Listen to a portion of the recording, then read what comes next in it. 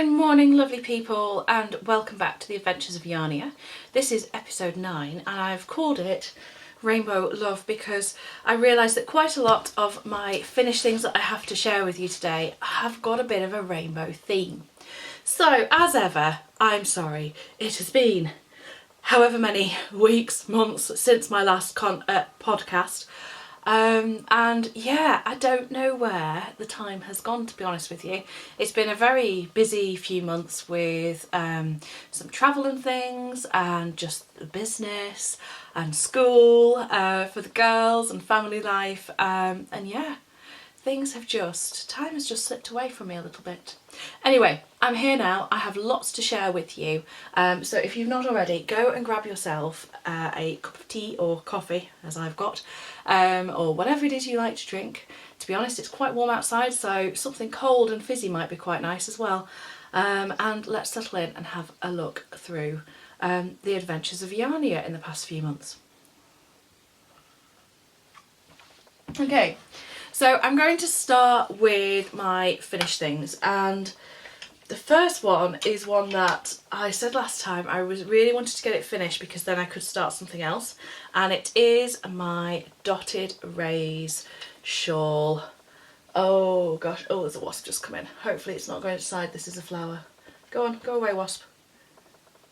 Go on. Yeah, it's gone.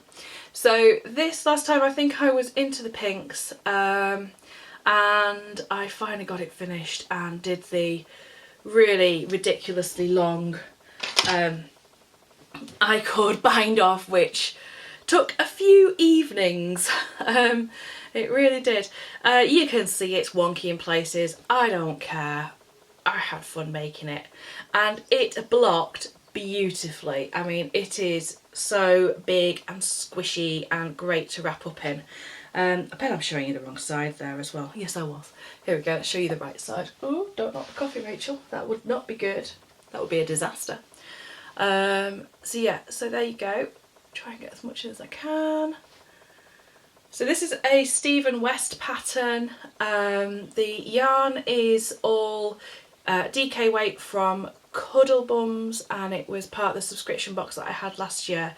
I've not done a yarn subscription this year, but I have been doing something else which I'll show you later on. So it's finished, it's lovely, it's got a nice drape to it, and I mean, it's so bright, it is so bright that I'm not sure that I would wear it all the time, but it is great for throwing around your shoulders when you're watching TV or sat up in bed or sat in the office working and I'm just a bit chilly. So that is my dotted raise shawl. Now, I said last time that when I finished that I was going to let myself start the Shellscape wrap by Lisa Cook. Do I mean Lisa Cook? Lisa's Attic, Lisa Cook. And I had got some more rainbow yarn for that.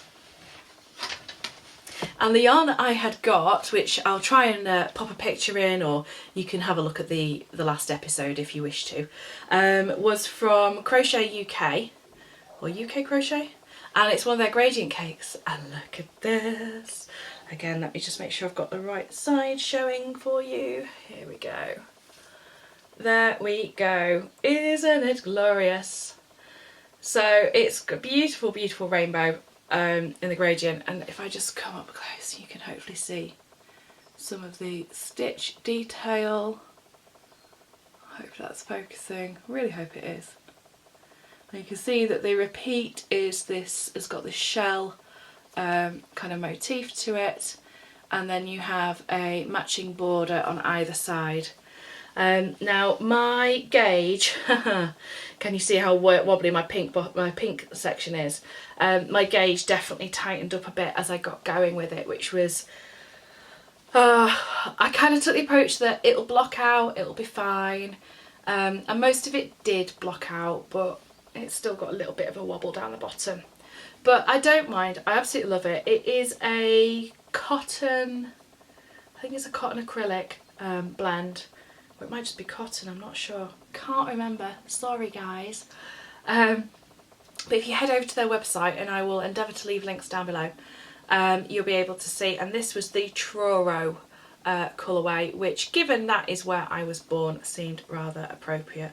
And it was really fun and really easy. actually, and when you got going it was a bit of a, yeah, nice and easy thing. And that's just a nice, you know, sort of just throw it on. Could sort of bunch it up a little bit to have it as like a skinny scarf, or wear it a bit more open and wrapped around. And who doesn't want to wear a rainbow? So that is my Shellscape wrap by Lisa Cook. Really happy with how that came out. Okay, coffee break. So how are you all? Are you well? I mean, if you are here because you love the planners and you're a recently new subscriber, you might not know that I do this as well. I knit and I crochet, and I sew. I've got some sewing to share with you later actually. And yeah, I just love being as creative as I can, and as it says, I love rainbows. So, and the wasp is back. We're having some issues with wasps around here at the moment. There's a lot of them. Go on, out the window. Thank you. But I don't want to close the windows because it's too hot. Okay, I've got 1, 2, 3, 4, I've got 5 more finished things to share. Oh my gosh, I have been a busy bee. I'm going to grab this one because it's right next to me. It's another shawl. It's another Lisa Cook pattern actually, and this is, let me try and get it sitting nicely. I've not got a very nice hanger for it, so I might actually just grab it. This is the Time After Time shawl, spelt like the herb. Again by Lisa Cook. It's the second time that I have made this pattern, and the first one I made with Shepshi's Whirl and I actually gifted to a friend. So this is my second time through the pattern, and I really enjoyed making this. I made this in about a week. It flew off the hook, it really did. And it's had quite a vigorous blocking. Ooh, it needed it because it came up quite small. I mean, I was like, I got gauge, but it just, I don't know, it's come up a little smaller. I think that on my last one, because I just went through until I finished the cake, I suspect I did another repeat or two. So yes, I think I got an extra repeat in last time on my other one, but you know, it's a fab pattern. If you love kind of like lace and interspersed kind of like texture stitches, you know, you've got all sorts of things going on here. Okay, just let me get that in focus for you. There we are. Then it's a lovely pattern, and I like Lisa's patterns because there's always something going on. I get very bored of like the same stitch, even if it's used in different ways. I can get a bit, I mean, that's great for if you're watching telly and you don't want to think about anything, but I don't know, I quite like having something that just keeps the brain occupied a little bit as well, but isn't too challenging. So this, as I say, is the Time After Time shawl. It is made out of Crafternoon Treats yarn, and sadly, really annoyingly, I have no idea what the colourway is or what the base is. I think this blue is a merino. I think this has got some other sheeps in. Other types of wool in, because it is a little bit on the prickly side. I have a princess neck, it's pathetic. So it's one that I'm definitely sort of wearing over things rather than like right up around here. It's just a little bit much. But yeah, still love it, loved making it, and it took me about a week. Okay, so we have 4 more things to go. First I'm going to show you our socks, and then I've got a couple of cowls, which is a word I really struggle to say. Isn't it funny how some words that you just can't say? Sorry, tangent, warning. Giraffe and draft is one that I really struggle with. So giraffe as in the animal with a really long neck. Can you imagine how long a scarf that would need? And draft. I just really struggle with them. I have to really think about it. Anyway, socks. So I have 2 pairs of socks to share with you. These are going to blow the camera right out. There we go. Let's get in focus. Come on. Okay, so these are a pair of quite plain vanilla socks with afterthought heel, contrast toes, did them top down. I was going to say I did them toe down, no I did cuff down, 2x2 twisted rib that looks like, and these are in a Norah George yarn called Daisy, which is so pretty. It's just so pretty. And then I had a little mini in the pink which I found in my stash, and I thought, oh, I'll use that to go with them because it's just so lovely. I have been wearing these, they're bearing up quite well. Not much else to say about those really, other than I love the yarn and I'm really glad because I've got enough left to make another pair. As long as I do contrast heels and toes. The other pair that I've got come back into my rainbow theme, and these are possibly my most favourite socks I have ever made. Now that's quite a big, bold statement to make, but you'll understand why when you see them. Oh my goodness me! Look at these! They're so long that the bunnies' faces are practically covered up. So these are my rainbow socks. They are just amazing. I love them so much. I mean, they're really long, as you can see. I mean, these are perfect length for me wearing with boots. You can see how much extra I've got on these. So they are really long socks. I've not actually worn them yet because I finished them and then it got really hot. The yarn is from Fab Funky Fibres, and it was their, is it Never Ending Rainbow, I think it's called, and it's dyed and it comes in 2 skeins. It's amazing, and one skein has the greens, the blues and the purples, and the other has the pinks, reds, oranges, yellows, and they both end with the same colour there. They're not as neon as they're showing in the camera at the moment. It is just blowing out slightly. And then a little mini of the grey. So absolutely gorgeous. Loved making these. I have one little complaint about them, and it is this, that when I came to wash and block them, guttingly, I had some of the colours bleed.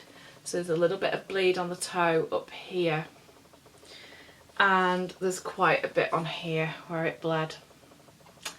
And I realised that with that many colours and that saturated colours, it's going to be incredibly difficult to rinse all that dye out, but I was a little bit disappointed when I came to look at them, take them out and go, oh no. So I think, I mean, I don't know. I soaked them in cold, yeah, it was pretty cold water, with a little bit of soak in there, the wool wash, which I then left in. I didn't squeeze the colours against each other, I was really careful, but I literally just came back and the sink was, the water was coloured. So, I don't know, should I have done something differently? Does anybody know?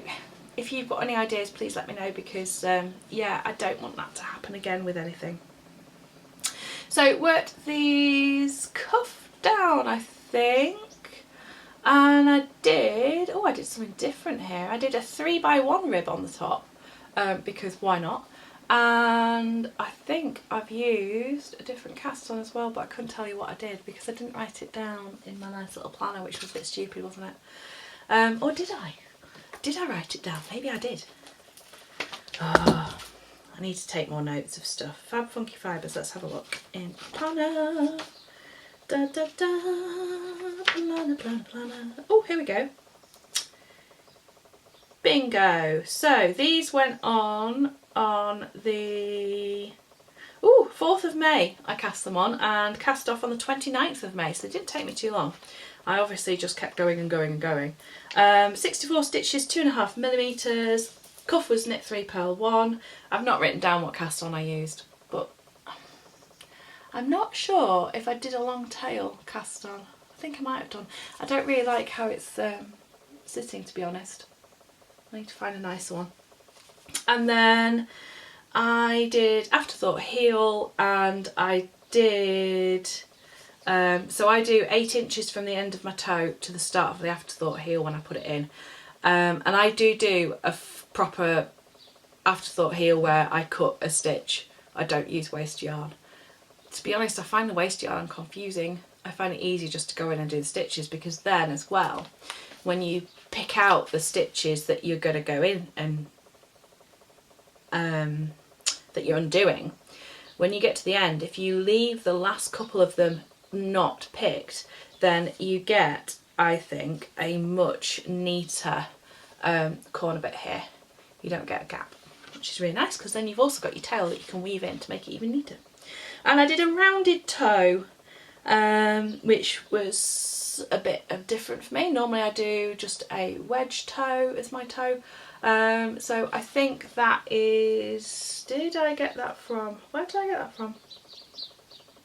I have a feeling that might be Sandra at Cherry Hearts Pick and Mix socks. I think it might be her toe that I used. I need to add the notes to my notebook, don't I? Dear me. But yes, so those are my rainbow socks from Fab Funky Fibres.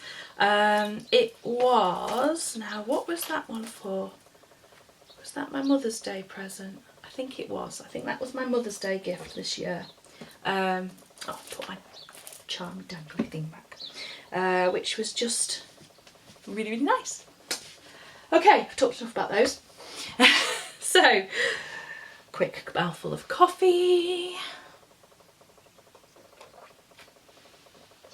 Oh, I should point out I am drinking decaf coffee, especially after the other week when I went to Costa with a friend and I'd ordered decaf coffee because I don't have caffeine anymore, because I find that it's just, well, you'll realise in a moment. So I ordered decaf coffee, and when I tasted it I thought, I'm sure this isn't decaf, and I wish I'd gone back and checked, because this was 9:15 in the morning. 3 AM the next night, in the night, I was still awake thinking, what shall I do now? Oh my goodness me, I'm just so sensitive to caffeine, it's ridiculous. And when I think I used to drink 8 or 9 cups of caffeinated tea, which I know it doesn't have as much as coffee in, but I used to drink that no problem in a day. And then I think it was when we were first trying for child, and I think I gave up caffeine then, and then I got pregnant and I did give up caffeine completely. The headaches were awful, but I did it. And I've kind of gone through stages with it, where I've gone back on for a little bit and then, or maybe just had one in the morning and then left it. And I do miss Lady Grey tea. I've not found a decaffeinated version yet, so holy grail. Anyway, last 2 finished objects are both the things that I can't pronounce, cowls. So difficult to say. They are both out of Norah George yarn, and the first one is actually a pattern by Tracy herself. So the first one is the Asphodel Cowl, and have I got it the right way up? Probably not. Is it reversible? I don't think I've ever noticed that. I think yeah, it actually is. So the first one is the Asphodel Cowl, knit out of Elizabeth Bennet yarn with a contrast. The brown came with the Asphodel Cowl contrasts, and it came with like a really deep teal, but I didn't like that so much, so I decided to use the yellow, which was the contrast for the sock, for the Elizabeth Bennet sock yarn, which I'd already got, and I just loved this, so I got this. And it's her sparkle base, so there is some stellina in there, and it's so pretty. Ignore the mistakes in my lace patterns because there's quite a few of them. But it also uses like woven stitch down here and then mosaic knitting, which I've never done before, and I really quite enjoyed doing it. It was really fun. So yeah, so you sort of slip stitches and hold the yarn at the back. So yeah, so that is the Asphodel Cowl, which I'm looking forward to wearing once it gets a bit cooler. The final finished object I have is another cowl, and I showed you last time the advent calendar that I had from Norah George, and I made it into, let me work out which way up it goes, this way up. It's another rainbow. Oh, it's so pretty. So this is the Land of Sweets cowl by Helen Stewart, and what I did is I used the Advent Calendar minis in order, and I held them double with a strand of Cloud, which is a silk merino. Is it merino? No, it's not, it's Surrey alpaca. That's what it is. And that's where you get like the floof. And oh my gosh, it's so beautiful. It is so warm as well. This is like really, really snuggly. The lace was challenging. I had to rip out quite a big section of it. Because I just down here, because I went so wrong, and I was like, I can't figure out how to put it right. At that point I started putting lifelines in because yes, me and lace, we sort of get on, but I did find it quite challenging in places. Even though it's easy, it was just, if you one stitch out, me being me, I just kind of go with it, don't put lifelines in, don't really put stitch markers around on the repeats. So by about here I'd worked out that putting a stitch marker every whatever 20 stitches or something made life a lot easier. So yeah, so I'm really, really chuffed to bits with that. That is going to be super, super snugly warm, and yeah, I loved making it as well. And I still have a lot of the minis left. I think there was somebody else, I'm trying to think who it was. I can picture her face. She's Tracy RR on Ravelry. Comfy Red Couch podcast. Can't think of the Instagram name, but I think she may have made this plus a dust of snow wrap and something else. I'm not sure. Oh, was it Tracy herself who did it?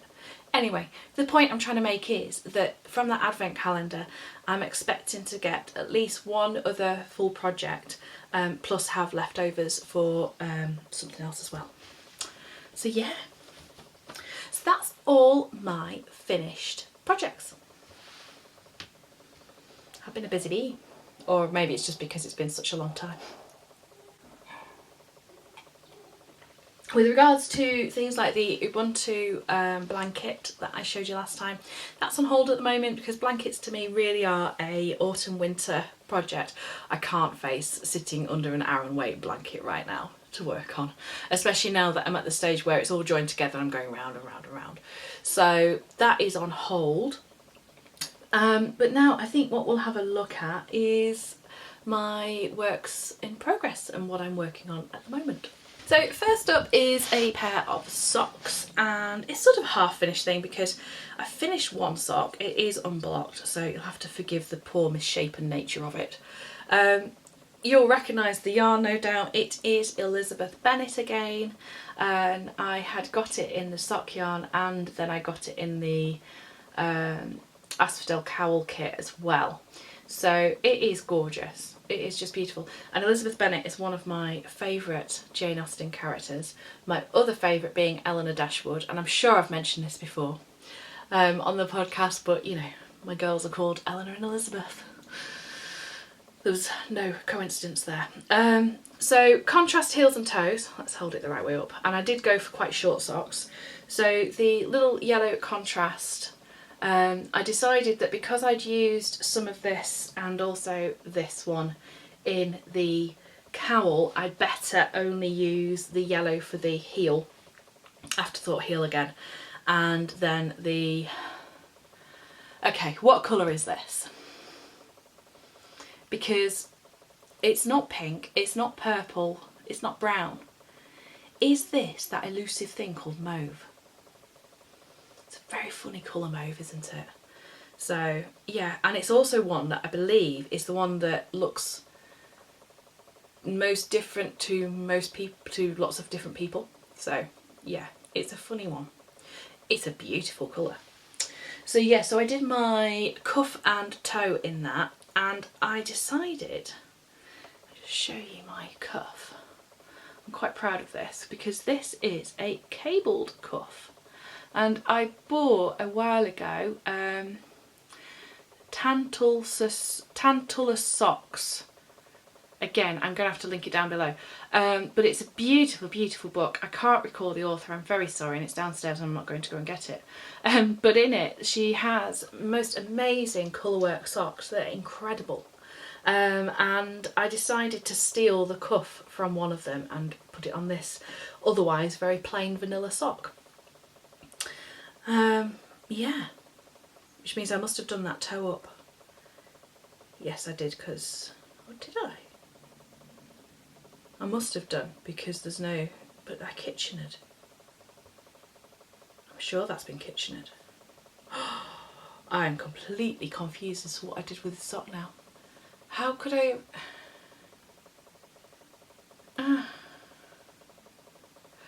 I must have gone toe up. Yes, I did. I can see the increases. Yeah, I went toe up because they look like increases rather than decreases. So yes, I'm confusing myself again, and I won't have written it down, no doubt. Or maybe I did. I'm just not looking. Oh, shut up, Rachel.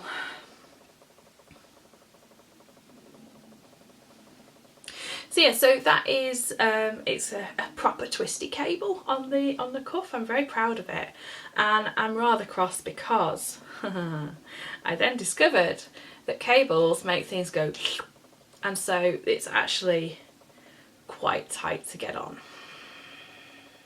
But I suspect that with a bit of a soak and a block, it's going to be okay. And yeah, I don't think I did a particularly good bind off on it. I don't think I did use Jenny's stretchy bind off, but even with that, there's not that much give in it, and I think it has to be, therefore, that the cables have pulled it in a bit. So yeah, again, first time doing it. Worst comes to worst, I'll go in, pick up here and re-knit the cuff. It's not that big a deal, but there you go. So I need to cast on the second sock and crack on with the pair for that one. Little bit of a progress update on my Scrappy blanket, my granny Scrappy blanket. It's now living in this giant bag, which, yeah, it's so big. I love this bag. It's one that I made and it's fabulous. It just has, look at how much you can get in here.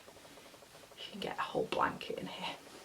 So I have done some since I last showed you. This is basically being made from lots and lots of minis and scraps. It's a bit of a scarf at the moment, or a wrap. And let me just bring it up so you can have a look at the colours. Oh, the colours are so pretty. I love it. I love it, love it, love it. I think I was around here-ish last time, so I really haven't done that much. And I am then working every 7 or so stripes. I'm doing a row, well, 2 rows of just straight trebles in Debbie Bliss Baby Cashmerino, which has decided to unravel itself in there. And I think the colour is Ecru, and it's just this very plain, nice and neutral. And the reason that I decided to do that was that I felt that sometimes when I've seen Scrappy blankets, because because the nature of them, you have so many different colours in them, it can feel a bit, whoa, visually, just full on. So I decided that by putting in some neutral stripes every now and then, it'd be almost like a reset for the blanket. Now I am debating whether the border will be in that as well. And yeah, it has meant that because the colours are all fingering weight yarns, and oh my gosh, I've got all sorts in here. Look at this, so pretty. See, it's that mauvey, purpley, pinky colour again. But I've got all sorts in here, including some little tiddlers from Hedgerow Yarns that I got the other week. Saw them on their Instagram, decided they were going to be mine, and they are so pretty. So yeah, lots of little 10-gram minis really. I can get a couple of stripes out of each of those. But yeah, my border's going to be plain, and because I am working then fingering weight for the colours, and I think, is this a sport weight? I don't know. Well, it's not a, yeah, it's thicker, heavier, whatever you want to say. I'm using, I've left my little hook size reminders on here. So these are again from Catherine at Crafternoon Crafternoon Treats. So I'm using a 3mm on the Debbie Bliss and a 3.5 on the fingering weight. So, and they're really cute. I love those little stitch markers, and the never forget your hook size ones that she does. I have a couple of sets of those. I have to say, I much prefer these ones with the white numbers than the ones that I had previously that have got silver numbers, because they have tarnished a bit, and obviously the white ones aren't going to do that. So that is my only sort of big blankety project that I've been doing anything with recently. My other two projects are both new cast-ons, chain-ons, both new. Hadn't even been thought of when I last recorded. And the first one is living in my Caroline Loves to Sew Sybil the Sheep bag. So cute. Love this bag. And it is the Peachy Geometric, Faded Geometric. Oh no, it's Peachy Geometric, but I'm doing a faded one. So, yeah. By Sandra at Cherry Heart. And I have had this pattern in my sights for quite a while. And this is where I'm up to so far.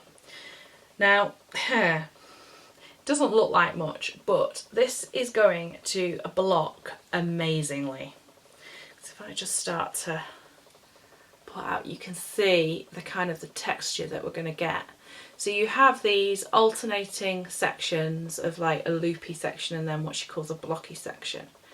And then you're fading the different yarns together as well. Oh, isn't that so pretty? Just gorgeous. So I have had, you might recognise these three, as these were what I made my Impressionists shawl with last year, that I finished earlier this year.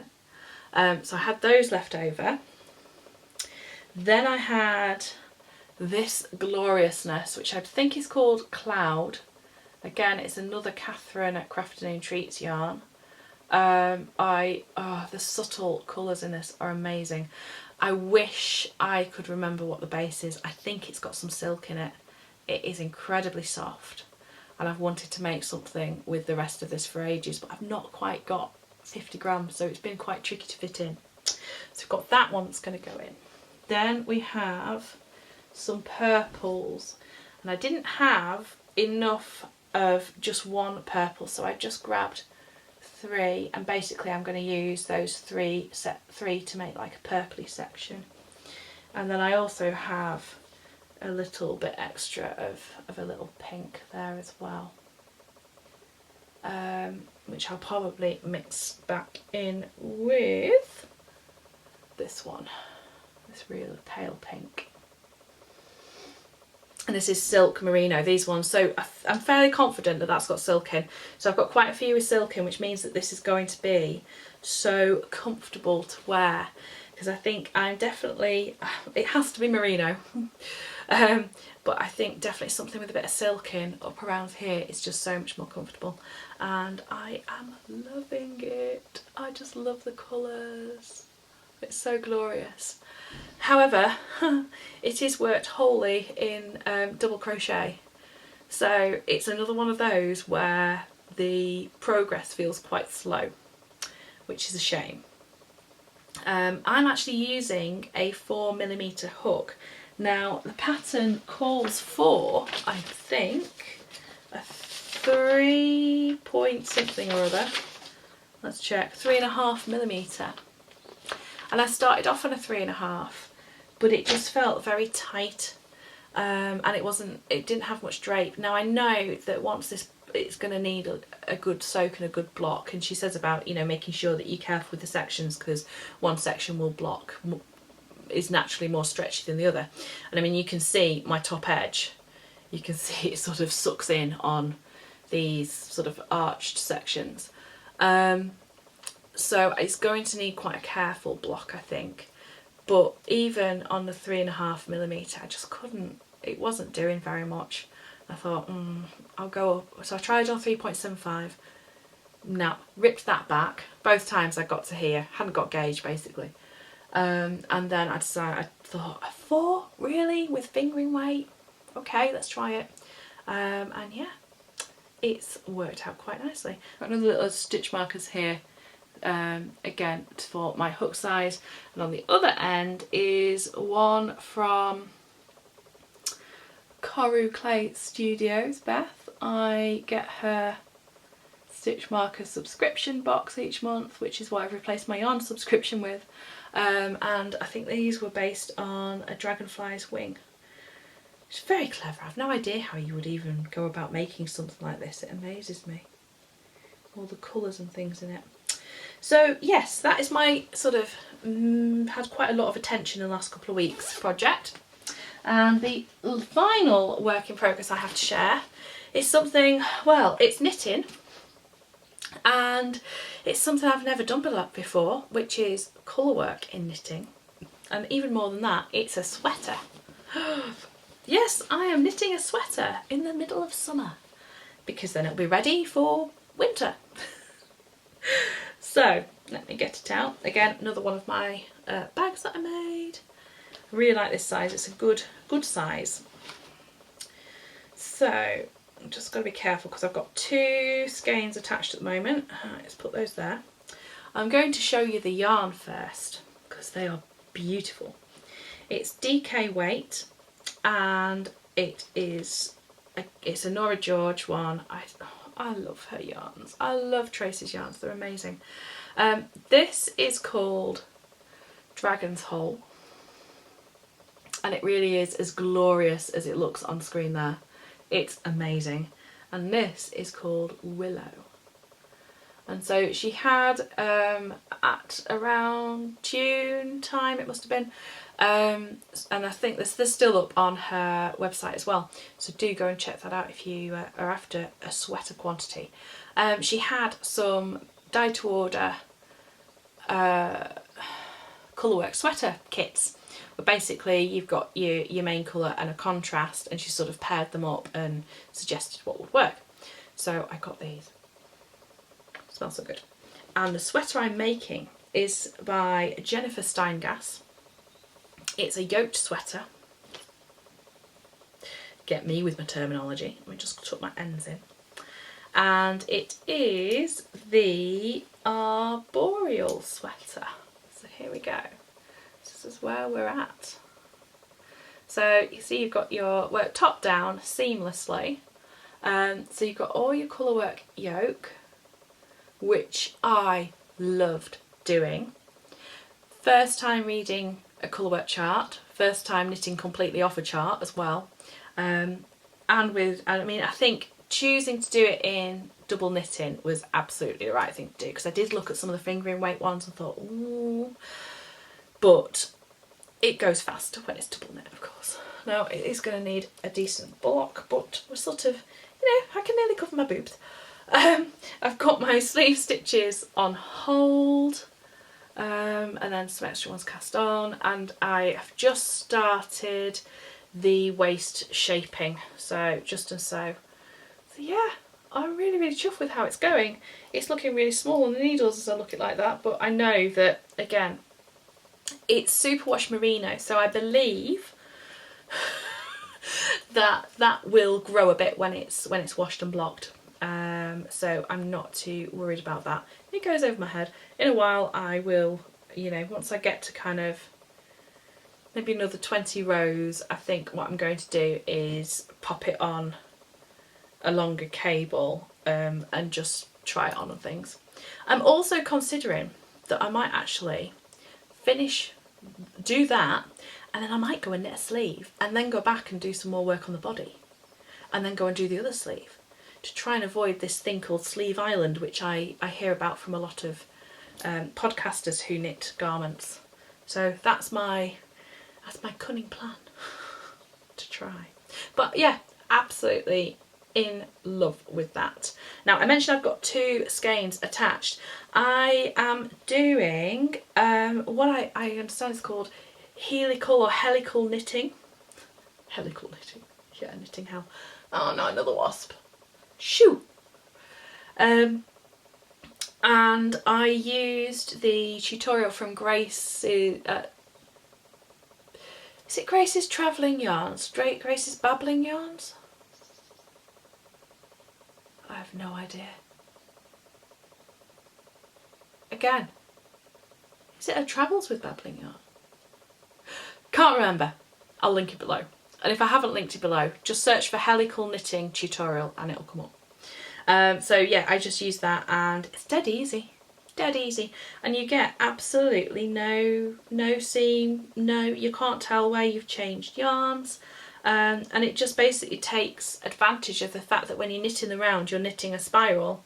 And so it puts 2 spirals together like a helix. Exactly like a helix or a double helix.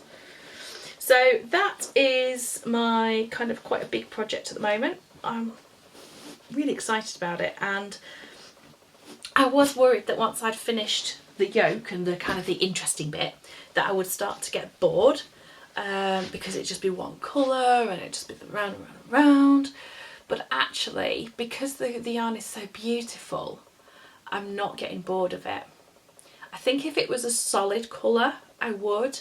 But because there's all these beautiful little flecks of green and it's just lovely, and it's so nice to work with as well. So I have been a bit indulgent, I suppose, making my first sweater out of hand-dyed yarn. But I'm really enjoying it, and yeah, it was my birthday, what can I say? So I have a few little purchases that I thought I would share with you, and I also wanted to share some of my project bags, because as you've seen I do sew my own project bags, and I will be having some going into my online shop shortly. It'll be next week on hopefully Wednesday. So this is my little basket of project bags that I've been making. I indulged recently and bought myself a new sewing machine, having reached the point where my mum's 30-year-old sewing machine, yes, about 30 years old, although it's been great for getting me going, I'd reached the point where I was finding it difficult to do some things, and I was looking into more modern ones, and especially with the top loading bobbin and self-threading and this, that and the other, I was just like, oh my word, yes. So I have some zipped bags that are going to be going in the shop. I have this little honeycomb one with the bees, so sweet. And it's got your zip on the top and it's got a little pocket inside. So there's that one. There's a slightly shallower one, again with pocket inside. So these are great for socks or notions pouches. This one's probably more of a notions pouch, and it is this gorgeous dragonfly fabric. And again, you've just got a lining inside. This one's a dodgy one, sadly. This will be being sold as a second because the zip is a little bit tight and it didn't quite go in right, but it is gorgeous and I love those cats. They are absolutely adorable. But again, with care, it's perfectly usable. It's just not quite as good as I would have liked it to be. I have a cat's drawstring bag. So you've got your cats on either side, aren't they cute? I don't think I've got any more of this cat fabric, so this might be the last one that goes in. Then I have a Grandma's Garden, again a zipper pouch, and this one has got, they've all got boxed bottoms, you'll be glad to know if you've ever watched and seen my bags before. So, and this one has also got a pocket with a little contrast strip on the top, which is super cute. So yeah, ideal for socks or small projects. Then I have again a box bottom and a drawstring bag in that gorgeous sort of rabbit and woodland fabric. And finally, well, I've got a Christmas cats one, but I'm kind of like, it's August. But I'm going to show it you. It's going in the shop anyway. But it's Christmas cats. And I think it's absolutely adorable. Again, drawstring bag, boxed bottom, and just a nice plain lining inside. So if you've got like Christmas sock projects, this would be perfect for that. You could also, of course, use my bags for anything really that you need to throw in your handbag, or perhaps a planner. And then finally I have one in this lovely bird fabric, and this is kind of a medium size, so it's similar, if not pretty much the same, as the one that I've actually got my sweater in. So it's quite a generous size, this one. Again, box bottoms, lined with the yellow and a little pocket inside. Really, really lovely. And yeah, it's a good size bag, that. Whilst I talk about sewing, I have also been experimenting with making planner pouches. So I made myself this one, which is, as you'll recognise, the same as that other bag. It is sized for an Erin Condren or a Mambi Happy Planner, the classic size, because there's many sizes of Happy Planner, as I've been discovering. And I've just been experimenting with that and putting on like extra detail, like the double stitching, and I also had some tags made. Really love it. So I'm having a bit of a play with it. I'm just seeing how it wears, seeing how it holds up, if there's anything that I wish that to make alterations to. It's a big thing for me was finding something that's got a little bit of squish, but isn't too bulky, because I don't want to have loads of bulk around my planner. I just want something that's going to protect it. And I will be looking at making sort of like personal size, and because you get an A5 in this, and B6 and things, because I mean, yeah, even that's not, I would actually put that one in there and then pop a pencil case down the side. You can kind of see that's a B6 planner in there, which is similar to a personal rings as well. So yeah, so I'm experimenting with those. They will be coming to the shop at some stage, probably September, October time though at this point. And finally, I thought I would just share a couple of my recent purchases. I mentioned Beth at Coral Clay Studio earlier, and her little stitch marker club. I just wanted to share this one because it is so pretty. Look at this little tin with the hair and the moon, and inside are matching stitch markers. I am just in awe of these. I have no idea if they're stamped or painted or what. I just don't get how you do this. She also had a recent sale, and I got this little shawl pin, which is a little fox. Okay, so yes, this little fox shawl pin, which, given I've been making some quite loopy and lacy shawls recently, I thought that would just be really cute. So adorable. I treated myself to a soccer's gauge from Hedgehog Fibres as well, which is a genius idea, quite frankly. It has both metric and imperial on it, and you basically have like all your shoe sizes and everything.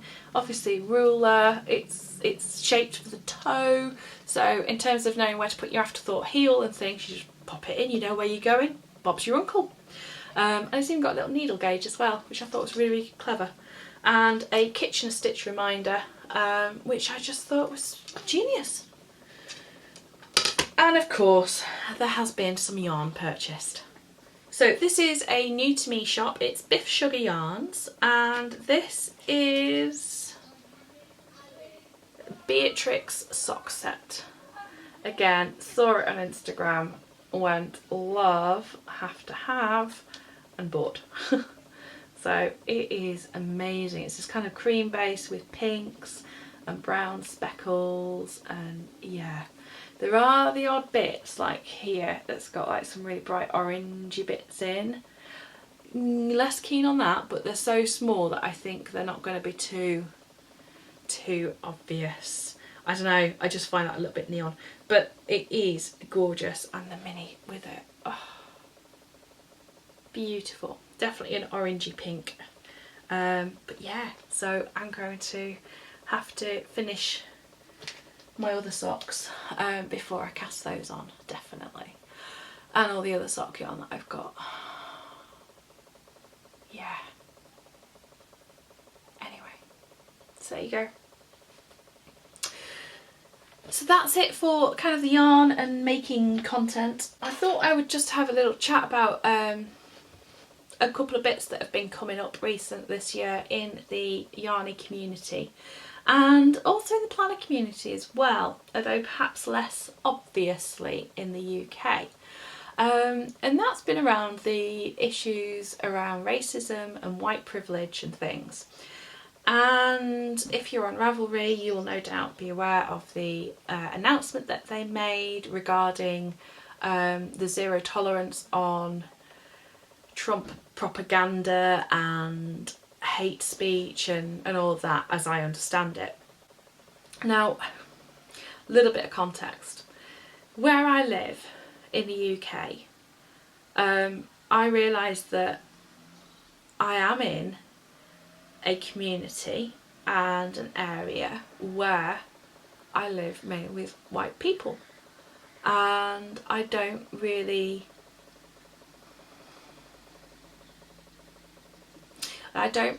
have a lot of contact with people who aren't looking like me, and that has meant that my awareness of this as an issue has been virtually non-existent, and I'm actually quite ashamed to say that.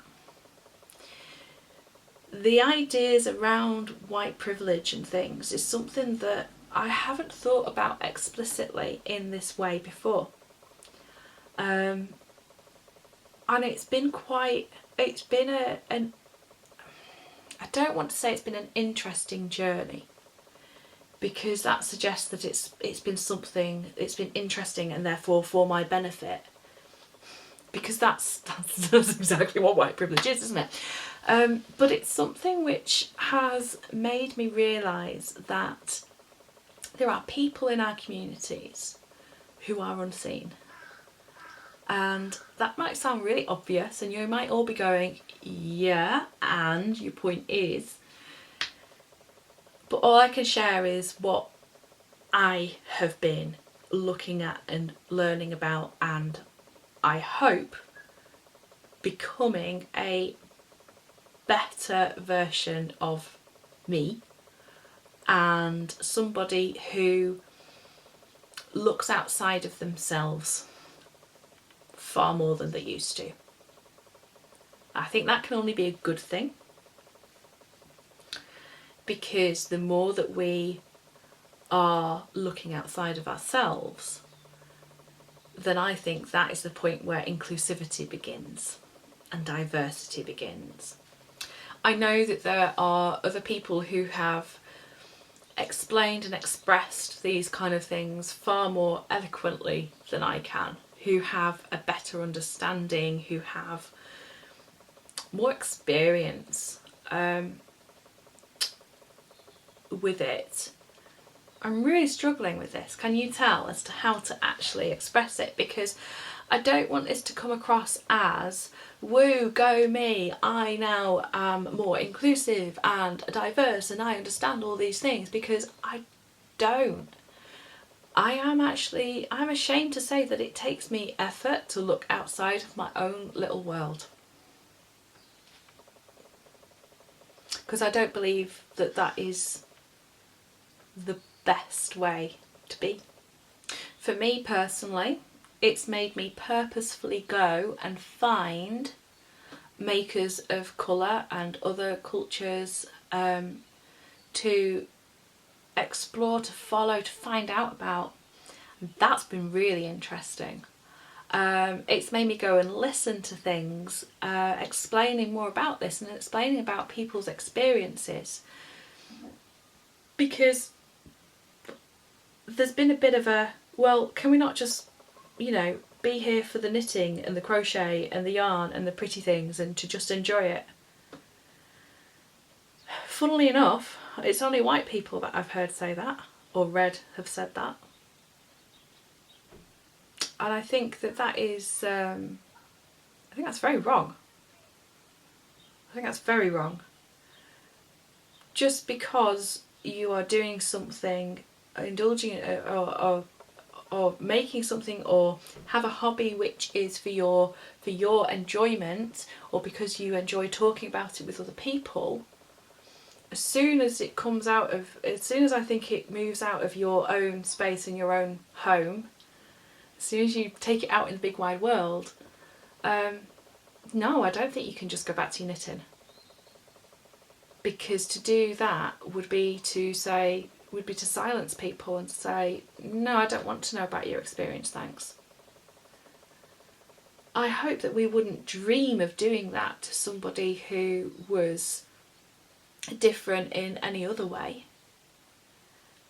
I hope that, to take my own experience, as somebody who lives with depression and manages it, and to be honest, I've not been well even in the last few sort of couple of weeks. I hope that if I went to a social thing or something that was just for fun and enjoyment, and I was honest and said, you know what, I'm feeling really down or whatever it might be, that people wouldn't go, well, that's fine, but can we just get back to the fun and the enjoyment of what we're doing? By the way, I am not equating being a person of colour, or, I'm really sorry, the terminology is still difficult for me to remember and get my head round, and that is also a problem, and I do hold my hand up and apologise. Black and Indigenous people of colour, is that the right phrase? I hope it is. I'm not equating that with having a mental illness, obviously. Oh my gosh, we might as well say, you know, I'm bothered because do you see why it's so difficult to talk about? Because I don't want to cause offence. I really genuinely don't. But I also don't want to not say anything because I think it's important. I think statements from companies and organisations that start with, we're sorry if we've caused harm. No. It won't do. There's no if. Because the more that I look into it, the more I realise that people have been marginalised. Designers have, who are, again, makers of colour,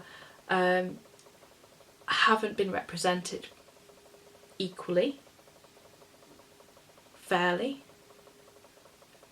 and you start to exist in a little echo chamber or a little world where everything just looks the same as you and there's no difference in experience. And I think that those differences, celebrating difference,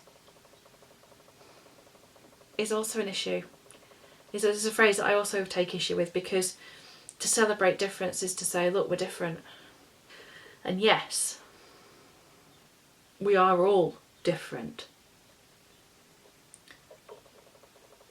But I guess the point is that no one should be made to feel less than because of that difference.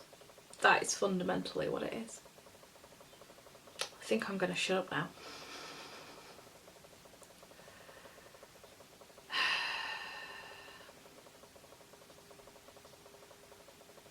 Am I there yet? Am I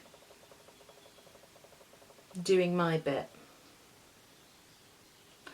I don't know, is my honest answer, because I'm not sure how you ever define the standard of being inclusive, of being diverse, of being basically not just having the glasses of white privilege on. I guess what I want to say is, I don't know what the right thing is to say.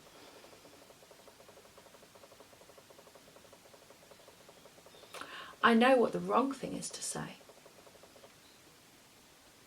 And that is, well, let's just get back to the knitting and the crochet and the yarn and the enjoyment. That is, well, I don't see colour anyway, so I don't understand what the issue is. I'm not bothered whether somebody's black, white, green, whatever. Those are the wrong things to say. Because what that says is, there's the silent, unspoken second half of the sentence. Look, even my arms have gone cross. My body language is like full on uncomfortable here. But the second half of those sentences is, so be quiet, shut up about it, get on with it. To deny that there's anything that needs to be spoken about, and that is the biggest issue. They say, those sort of statements say, don't upset my world. Don't upset my life. Because if I do go down this route and explore it, it's going to make me uncomfortable, and I don't want to be uncomfortable. So they are, at their heart, I believe, they are selfish statements. Therefore, they are not inclusive.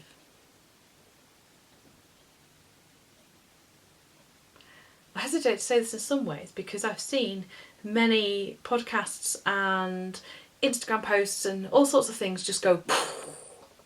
But I would be interested to know what your views are.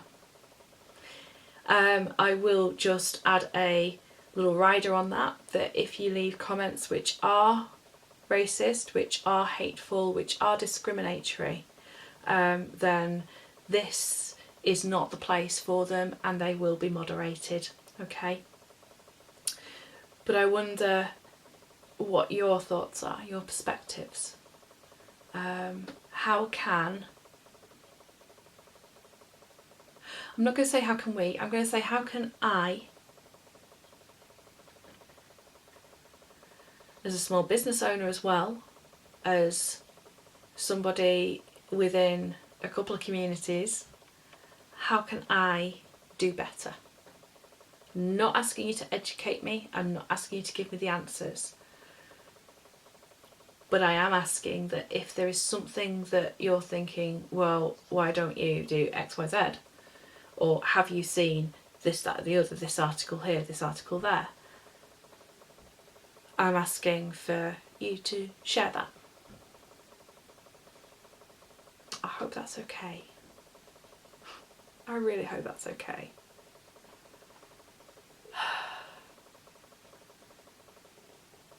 We live in difficult times.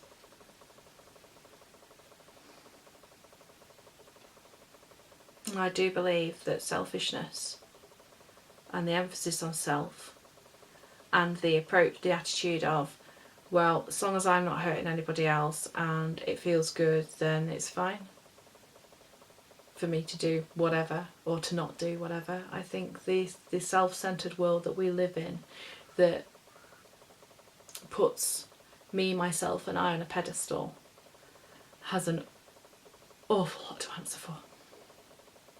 It really does. So I'm sorry to finish on downer. I'm going to leave it there.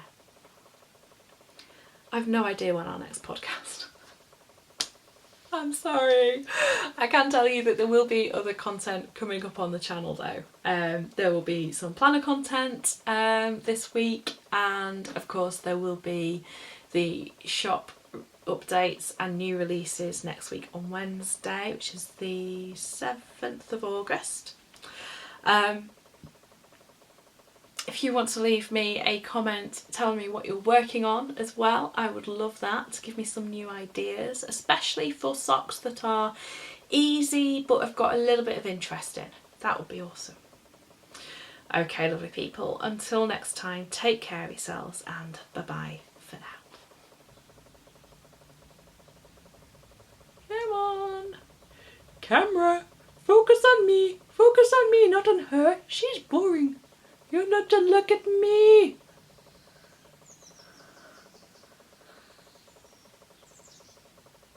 Am I on? Should I go over here?